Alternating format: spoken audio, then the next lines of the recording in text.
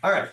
Thank you, and welcome to another edition of 10 Questions in 10 Minutes, where I'm lucky enough to quiz CEOs on operational business topics. So today I have the distinct pleasure of talking to Fali Sidhva, CEO of Helping Hands Family. I know I'm going to learn a lot from the next few minutes, so I'm really looking forward to it. So without further ado, let's just jump into the first question, which is also an introduction of sorts. And so Fali, if you don't mind, tell us a little bit about yourself and your background, and then your view on whether you think that ABA CEOs are better served coming from outside the field or homegrown from within the field. No, thank you, Rohit. Excited to be here. Excited to see the result of your project as well, too, Rohit. I'm looking forward to seeing the end result and being able to learn from so many other CEOs who are going to be on as well, too. This is clearly a biased answer on my part, but I believe that having some additional healthcare experience in particular has been immensely helpful for me. I spent 34 years in dialysis, another 5 in the world of veterinary medicine. All of them helped me understand the dynamics of managing successful multi-site healthcare businesses, and ABA falls into that. Our model falls into that, and I found it to be immensely helpful, especially the healthcare part where learning how to what do payers really want, and how do you become a real partner with them has been incredibly helpful. In addition to being able to set up the infrastructure to manage these clinics effectively. Other things being the same, you would tend to lean towards the value of experience outside ABA as helping a CEO manage ABA better. Correct. A biased response, I would add. Yeah, no, I totally get it. Totally get it. Okay, so the next is, so you've been in ABA for 6 years, and that Correct. allowed you the opportunity to kind of hone your thinking in terms of having a quick read on the temperature of operations. So the next question is about the metrics that you find the most valuable. So are there three that stand out for you? Say, okay, I must have these on my Yeah. basis. Yeah, and it's easy for us because these are there are 3 or 4 that we follow on a routine weekly basis with the rest of the team as well too. And so I'll recount what they are.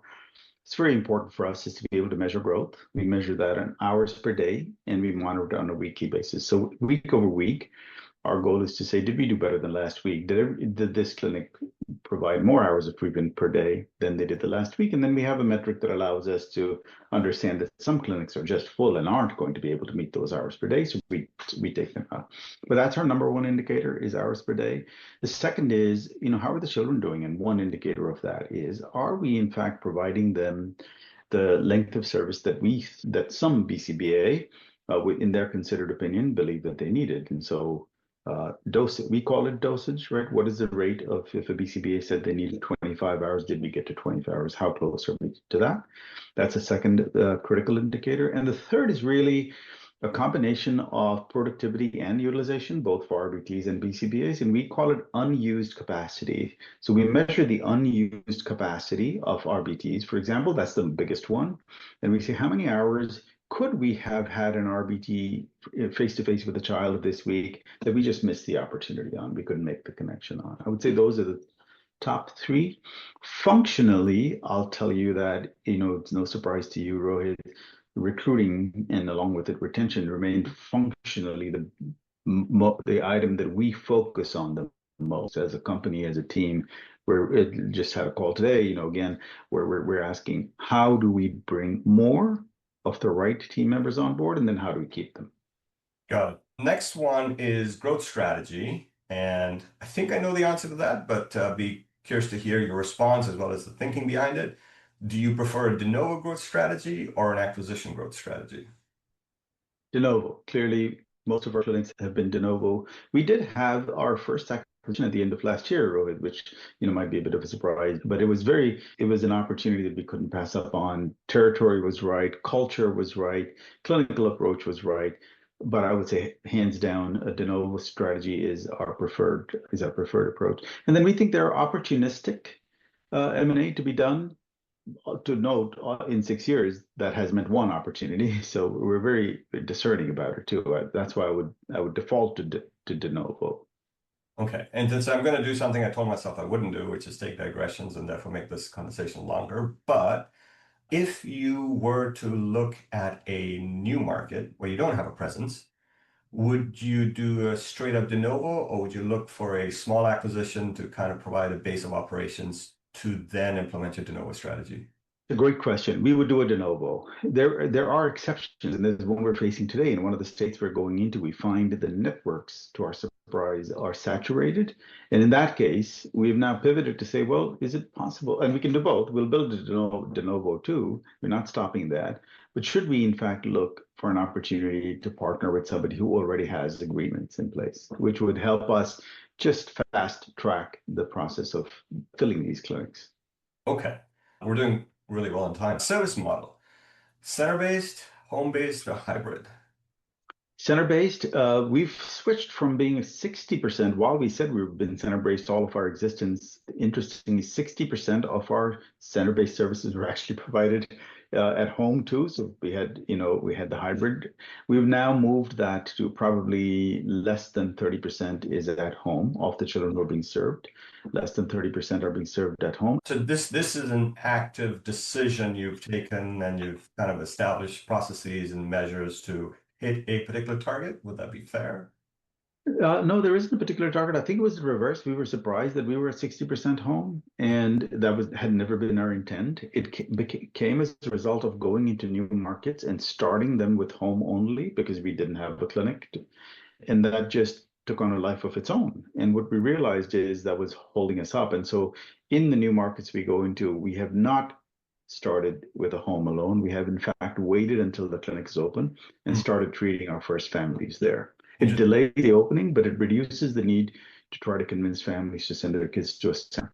Managing home services for the people and the companies that do it in an amazing job, Rohit. I'm in such awe of those companies. It's a really difficult way to provide services to kids, and so if we can avoid that, then we will do so. Always looking for the clinic, what's clinically right for the child, which is why we still have just a little less than 30% of our services in home or school or community.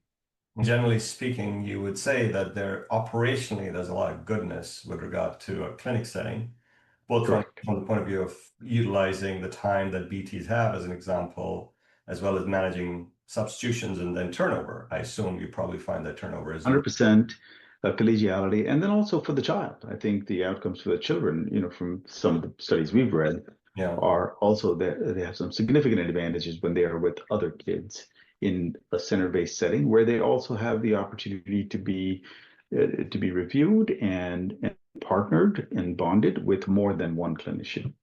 Okay. I think I remember in conversation with you that school is a part of the services you provide. Is that correct? And if so, what's the... It is not.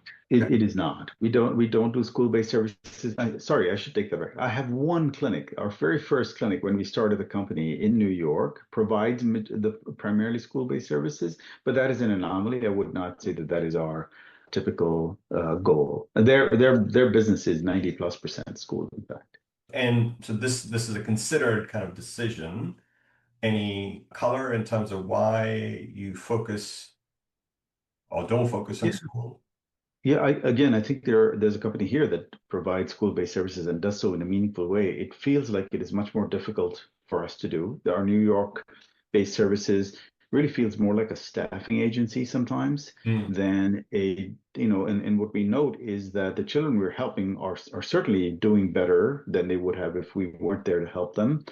But we don't find clinically the services to be akin or on the same parallel as children who are coming into our clinics and getting served, or where we are going into a school one-on-one and getting served there.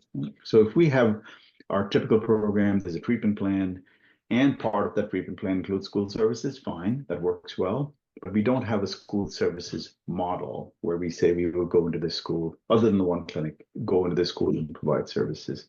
The next two questions I'm kind of lumped it together, but if you can answer them both, would be great, is to do with your choice of location for de novo. So one is, do you choose more urban, semi-urban areas or rural? And if there's some thinking behind that. And then once that decision is made, are you believers of you flooding the zone, so lots of centers close to each other or kind of far away from each other?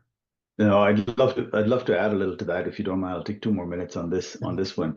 So ours is mixed. We started by looking at heavily densely populated areas. They weren't metropolitan, to be noted, but they were sometimes suburban, would be the best way to describe them. Most of our first clinics were in the suburbs of Philadelphia, for example, and other larger cities. And what we discovered was, and that was our goal, is, there's so much white space. There was really no need for us to look at some of the other markets.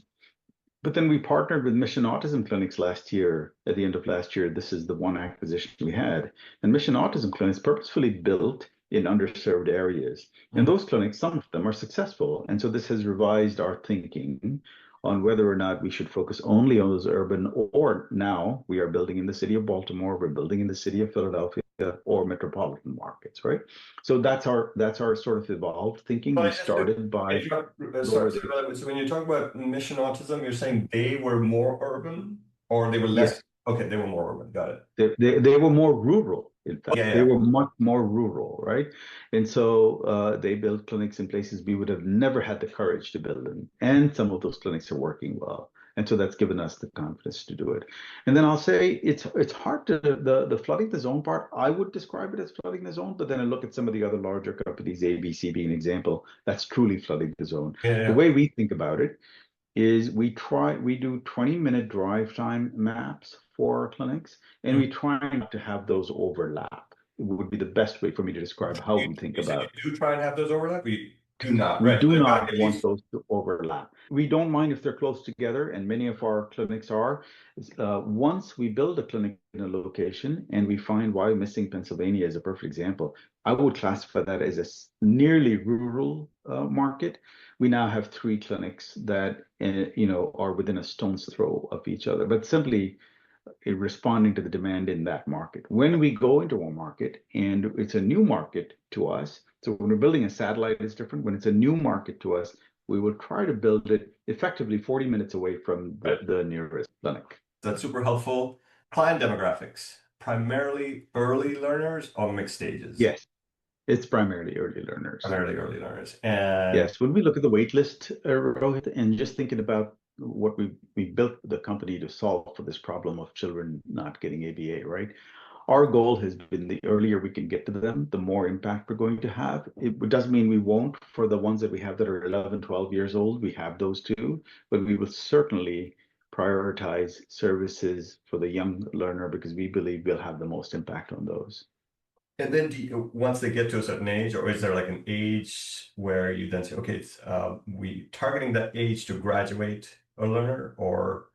No, I don't think we would target by age. We would target by ability and how well they're responding to their clinical therapy. Okay, very good. Block scheduling or not? Yes, yes. One might question. I'm glad you didn't ask how effective they are, but the goal is to do block scheduling. Okay. And so when you start a new clinic, obviously that's easy, right? I mean, knowing beforehand whether there's going to be block scheduling. Were you ever in a situation where the center was already open and was not block scheduling, and then you transitioned to block scheduling? Yes, but it was not purposeful. So it was only because our attempt at block scheduling never actually had traction at the clinic level. And so we would go into the clinic and say, well, how is this happening? So people start at 9, some at 9:30, and some at 10. And so the goal has always been to have block scheduling, and we're lucky enough to build our own clinic. So we should be able to do this in a more reproducible fashion. The ones that haven't worked are where, for a variety of reasons, the team did not believe in this concept of block scheduling, did not act on it well enough, didn't implement it well enough, and we've had to revise it then. I'll say it remains an issue for us, by the way, block scheduling. It seems successful block. Yeah, but it seems you are a believer, right? Yes. Yeah. And kind of like the thinking behind that, a little bit of color as to why you believe. It's so much easier, and this goes back to our experience in other parts of healthcare, right?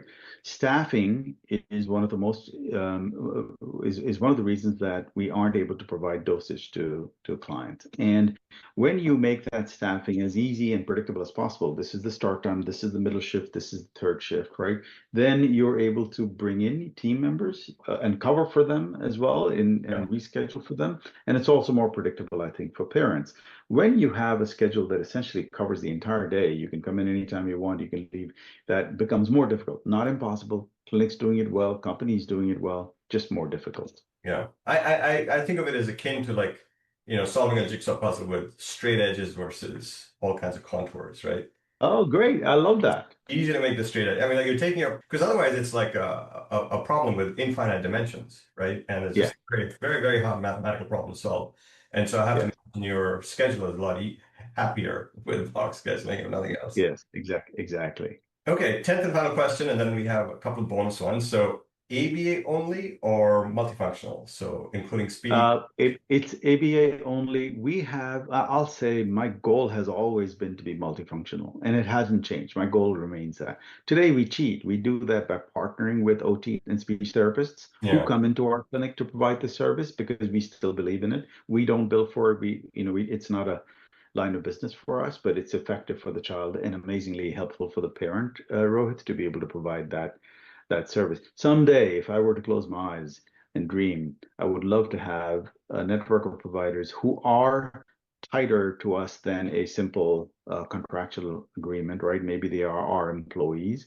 And then I would love to expand that network to include physicians, maybe they're GI doctors and neurologists, et cetera, too. But that's a long-term vision.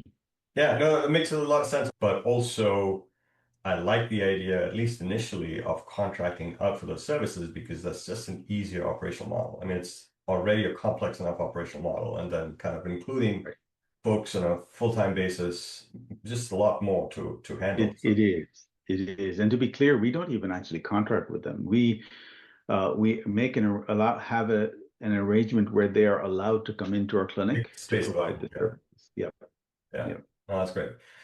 Okay, so thank you. And so bonus questions to do with, I guess in some ways multifunctional, but with diagnostics. So do you prefer in-house diagnostics or external partners? Because we all know We have external partners you today. have this.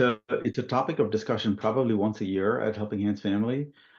I think there is value to having in-house diagnostics. I worry about making sure that it is set up correctly to avoid the obvious self-referral issues that can occur, Hmm. even if you are even if you are technically and regulatorily meeting the standards. There's always this little smell test that I think parents and others will that you need to pass for parents and others. Yeah, And so for that reason, today we send our children to Children's Hospital or other telehealth providers, et cetera, the local developmental pediatrician for their diagnostics, and we have no part in those diagnostics whatsoever. got it. So you're happy with both, but right now your choice is external partners, and no reason to see why you might change that because it's Correct. working well for you. Correct. Correct. Today, I think it's probably more effective to have our own diagnostics at some point.